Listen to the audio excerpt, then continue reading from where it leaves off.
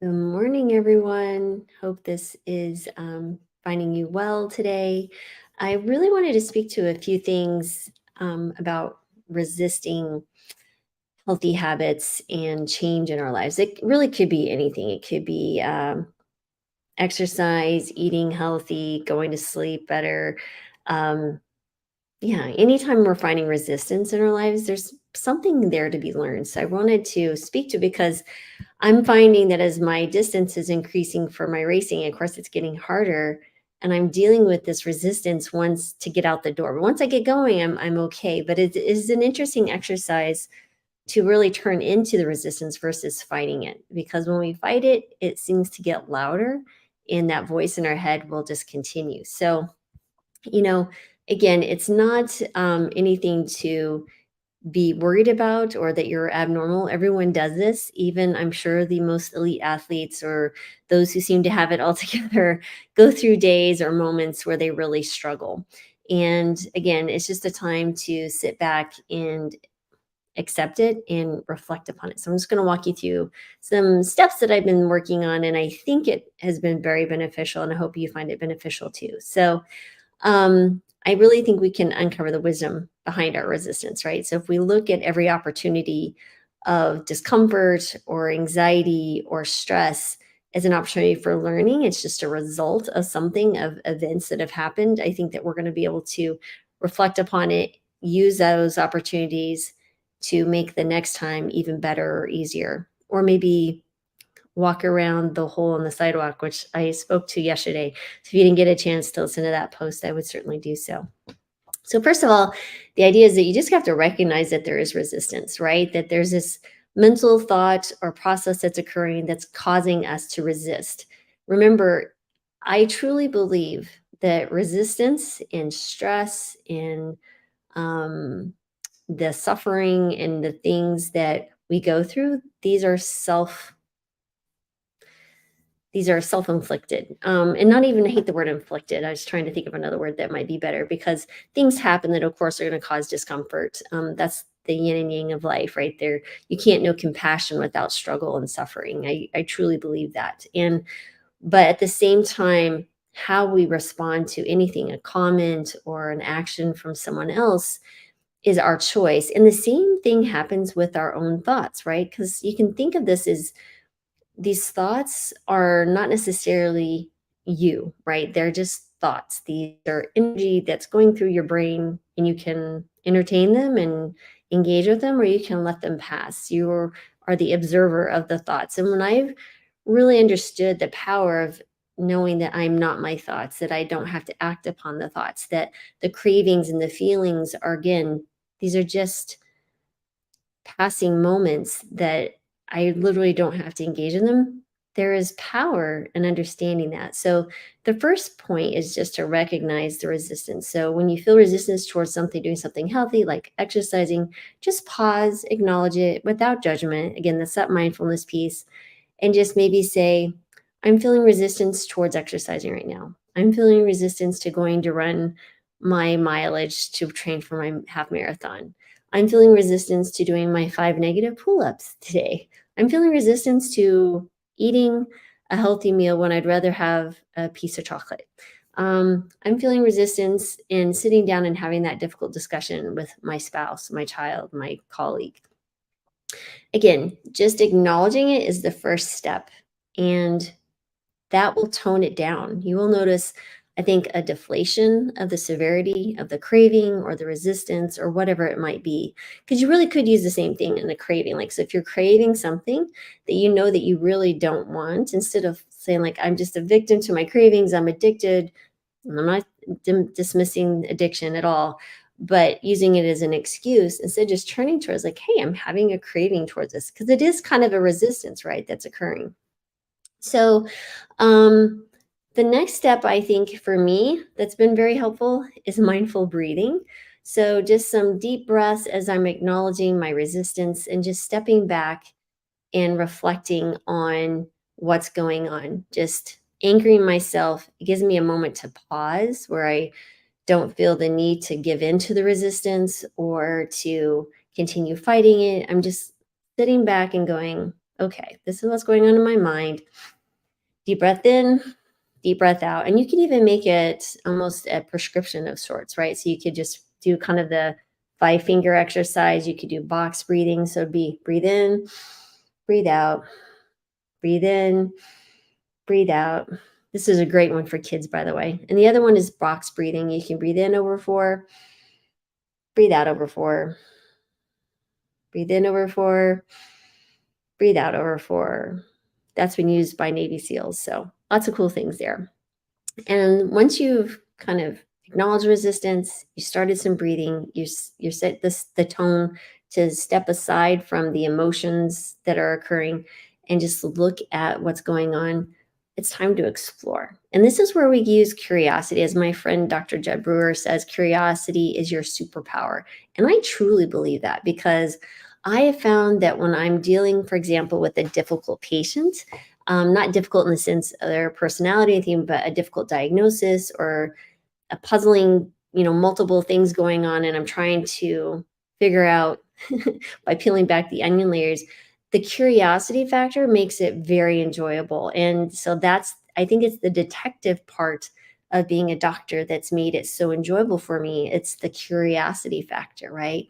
And this could be with anything in your life that you're finding difficulty, because when we start to explore and look at it as a child who's exploring their new world, that's where you're going to find that it's, even though it's a difficult thing to see the resistance and the craving, that becomes more enjoyable because you're in the learning prospect. So there's some wisdom to incorporating curiosity, because that there is going to be a bit of release of dopamine when you start engaging in curiosity. So first thing you might want to do is physical sensation. Where do you feel this in your body? Is it you're tight in your chest? Do you feel in your limbs? What's your emotional state? Are you fatigued? Are you under stress? Maybe you're bored. And then also look at triggers, right? And this is where journaling will be super helpful too. But trigger identification. Was it because I sat down in front of the TV? Is it because I was reading an email and got stressed about that? Is it because um, I it's 3 o'clock? Whatever that might be for you, think about, is there a habit associated with this resistance or difficulty?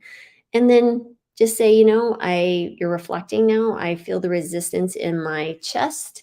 It's associated with the emails from my boss, and possibly triggered by the fact that I feel out of control or don't feel like I can make a difference with this situation.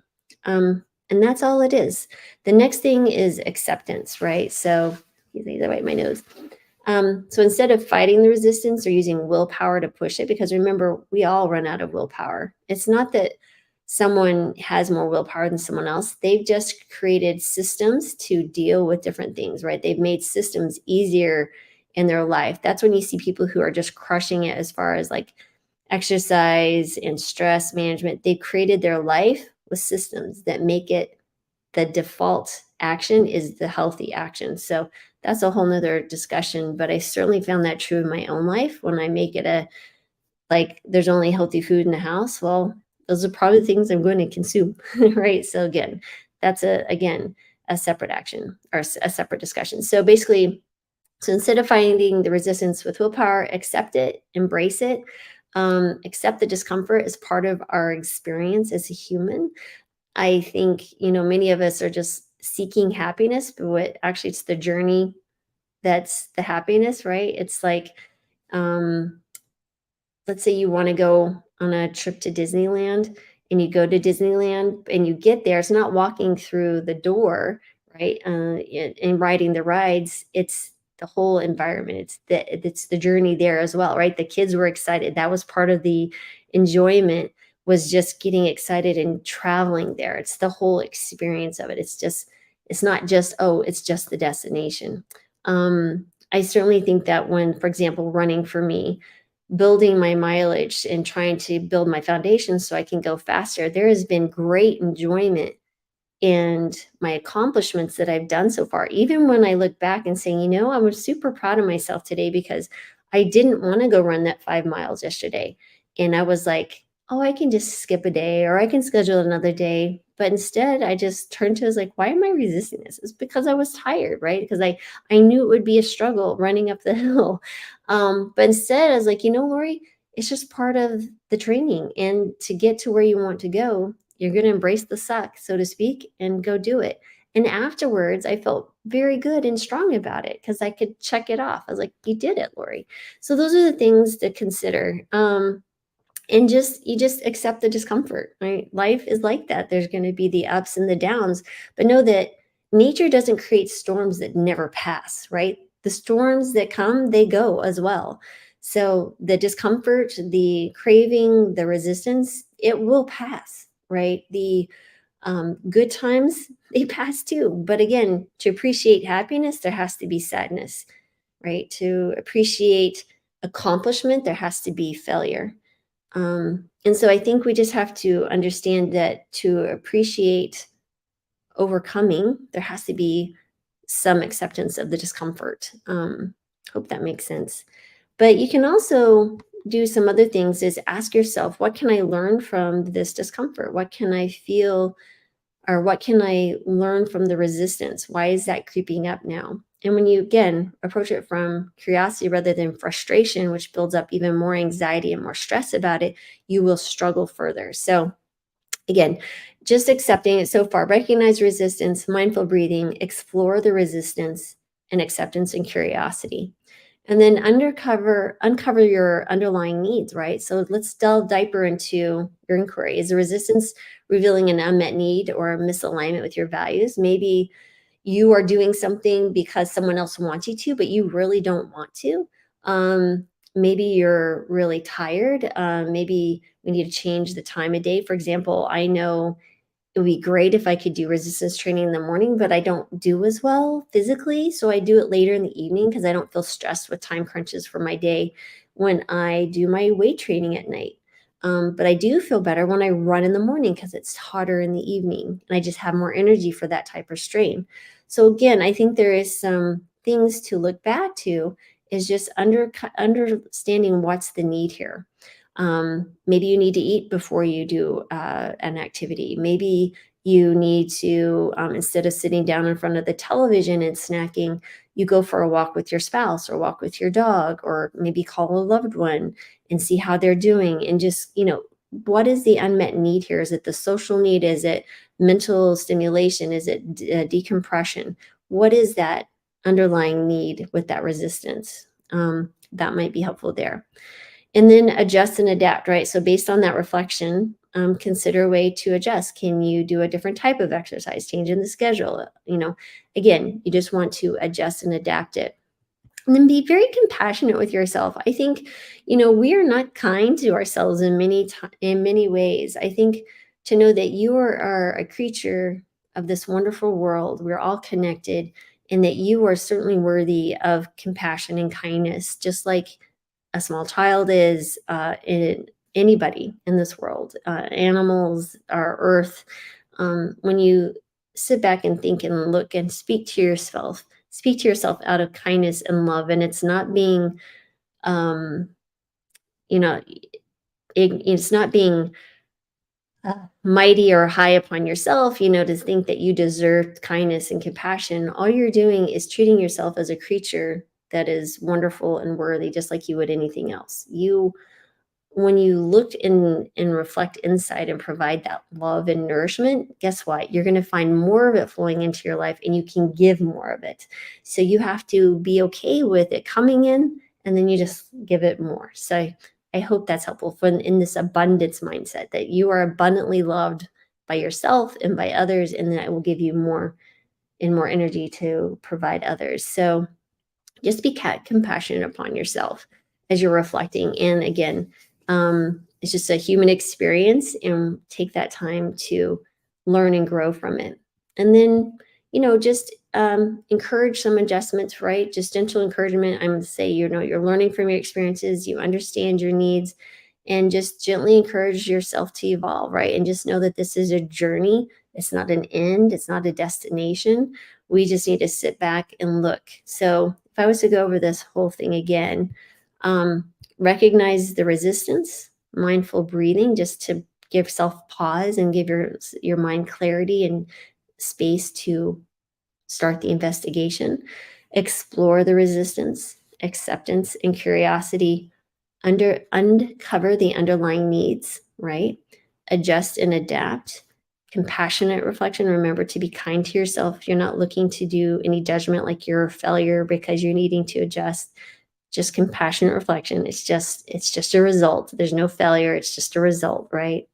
And then gentle encouragement that you can move forward. So I hope that was helpful. I've been thinking about this a lot lately as far as knowing that for myself and when I see patients, they respond really well when we lay out kind of a step-by-step action plan on how to be compassionate, how to turn towards resistance, how to start incorporating these healthy habits. It's much more than just kind of setting up a routine. There's so much mental things going on inside and in the heart, right? Our emotions and our stressors. So I hope that was helpful. I will probably make a newsletter about this. So if you want to sign up for our newsletter, you can go to drmarbus.com and we'll send that out.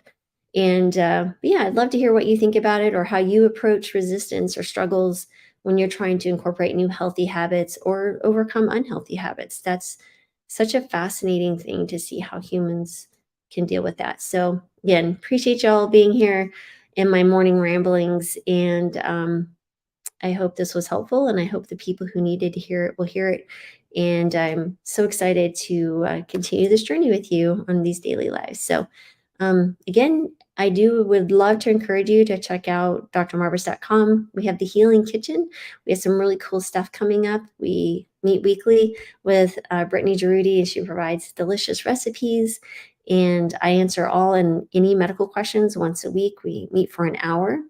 And we also are doing expert workshops once a month. So this month, this Saturday, and it's free to our Healing Kitchen members. Dr. Joel Kahn. Next month is Vince Roundtree. He's going to help as an expert on weight loss. Then we have Dr. Michael Clapper, and we have Kim Campbell coming. So daughter-in-law of the T. Colin Campbell. So and some other cool ones coming up early next year. So definitely check it out.